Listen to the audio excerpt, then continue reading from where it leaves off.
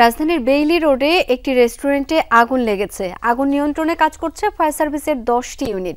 সেখানে রয়েছেন সহকর্মী রিয়াজ রায়হান। এখনকার আপডেট জেনে নেব তার কাছ থেকে। রিয়াজ, আগুন ঠিক কোথায়, কখন লেগেছে, ভেতরে কেউ আটকা পড়ে আছে কিনা, কি তথ্য আছে আপনার কাছে, বিস্তারিত জানাবেন।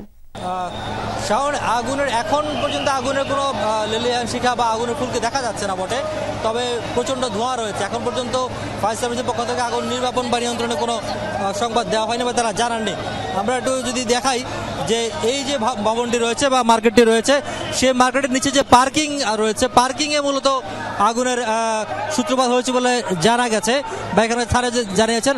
আমরা একটু পার্কিংটা যদি দেখাই, এই যে পার্কিং থেকে তারপরে দোতলা একটা রেস্টুরেন্ট রয়েছে, সেই রেস্টুরেন্টে পর্যন্ত আগুন পৌঁছে যাওয়ার কথা বলেছে এখানকার যারা স্থানীয় রয়েছেন তারা। কিন্তু এখন পর্যন্ত আগুনের বাইরে দৃশ্যমান করে আগুন এভাবে দেখা যাচ্ছে না। আর আরেকটি বিষয়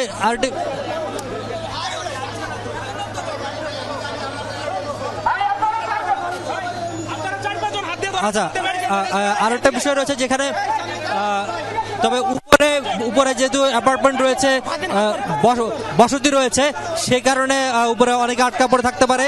তবে কিছু কিছু যারা আটকা পড়েছিলেন বা বসতি রয়েছেন, বসবাস করছিলেন, তাদের অনেককেই নামিয়ে নিয়ে আসা হয়েছে। এবং ফায়ার সার্ভিসে দেখেছেন যে বড় যে ল্যাডারটি রয়েছে, সেই বড় ময়ের সাহায্যে তাদেরকে একেবারেই উপরে, আপনি যদি যতটুকু উপরে দেখা যায় ততটুকুতেই একেবারে বসত বাড়ি বা অ্যাপার্টমেন্ট, সেখানে যারা বসবাস করছে তাদেরকে অনেকে নিচে নামাতে সক্ষম হয়েছে। তবে অনেকেই নামতে পারেননি, আটকা পড়েছেন।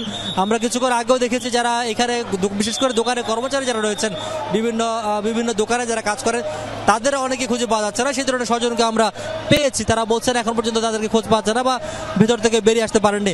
যেহেতু প্রচণ্ড ধোঁয়া ছিল কিছুক্ষণ আগে, ধোঁয়ার কারণে ভেতরে আসলে কতজন আটকা পড়েছে ঠিক এবং কতজন বেরিয়েছে সেটা নির্ণয় করা কঠিন হয়ে পড়েছে। আর ফায়ার সার্ভিস এখন পর্যন্ত চেষ্টা চালিয়ে যাচ্ছেন। পাশাপাশি যেহেতু একটি মার্কেট, দুই ধরনের সমস্যা রয়েছে। একটি সমস্যা হচ্ছে যেহেতু এটি মার্কেট পাশাপাশি আবাসিক ভবন, দুটি একসাথে করতে গিয়ে আসলে যারা আবাসিক রয়েছেন তারা যেমন আছেন, পাশাপাশি মার্কেটের প্রচুর মানুষ ছিল বা বিপরীত ভিতরে প্রচুর মানুষ ছিল। আপনি খবর সংগ্রহ করতে থাকুন, পরবর্তীতে হয়তো আবারও আসবো আপনার কাছে। ধন্যবাদ আপনাকে।